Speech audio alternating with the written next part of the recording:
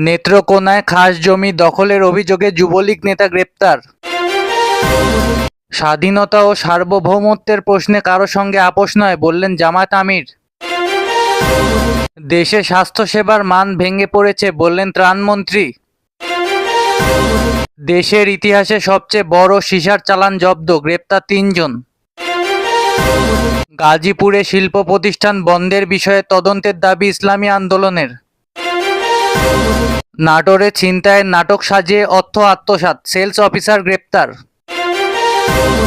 জাল জার জলা তার নীতি বাস্তবায়নে কাজ করছে সরকার বললেন প্রতিমন্ত্রী টুকু। চেক রিপাবলিক ও স্লোভাকিয়া সফর শেষে দেশে ফিরেছেন সেনাপ্রধান।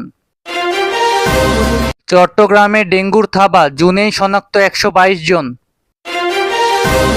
খামেনির জানাজায় অংশ নিতে ইরান পৌঁছেছেন নাসির উদ্দিন পাটোয়ারি। গাজীপুর কোনাবাড়িতে বন্ধুর বাড়িতে যাওয়ার পথে প্রাণ গেল ২ বন্ধুর।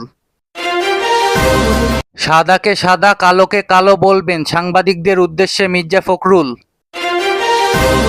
পর্যটন ভিসা চালুর পর ভারতীয় হাই কমিশনের নতুন বার্তা। চাঁদপুরে ২ মাস ধরে পাইপ লিকেজে বের হচ্ছে গ্যাস, আতঙ্কে এলাকাবাসী। সিরাজগঞ্জে শাহজাদপুরে প্রধান শিক্ষকের মাতলামির ভিডিও ভাইরাল, সাংবাদিকদের কুপ্রস্তাবের পর শোকজ। ঢাকা বিশ্ববিদ্যালয় সাদা দলের নাম ভাঙিয়ে তদবিরের অপচেষ্টা, সতর্ক থাকার আহ্বান। নীলফামারীর জলঢাকায় অফিস উদ্বোধনকে ঘিরে উত্তেজনা, ১৪৪ ধারা জারি। দিনাজপুর ঘোড়াঘাটে গরু চুরি করতে গিয়ে গণধোলাই, পরে গ্রেপ্তার ২ জন যুবক। সাইদির মামলার সাক্ষী সুখরঞ্জন বালি অপহরণ মামলায় এএসপি ফজলুর গ্রেপ্তার। সিলেটের জৈন্তাপুরে অবৈধ পাথরবোঝাই ট্রাক আটক, বিক্ষুব্ধ শ্রমিকদের মহাসড়ক অবরোধ। নেত্রকোনায় মৎস্য প্রতিমন্ত্রী, দেশের সব জলাশয় উন্মুক্ত করার সিদ্ধান্ত নিয়েছে সরকার। বৈঠকে বসেছেন ইরান ও বাংলাদেশের স্পিকার। প্রকাশ্যে এলেন আইআরজিসি প্রধান আহমাদ ভাহিদি। খুলনায় ভ্যান চুরি নিয়ে বিরোধের জেরে কুপিয়ে হত্যা। মিলন হাওলাদার হত্যা, আসামিদের গ্রেপ্তার ও ফাঁসির দাবিতে মানববন্ধন।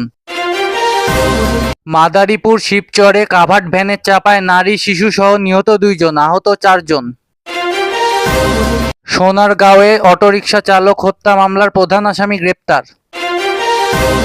দেশে হাম ও উপসর্গে আরও ৫ জন শিশুর মৃত্যু। হাজারীবাগ থানা পুলিশের বিশেষ অভিযানে গ্রেপ্তার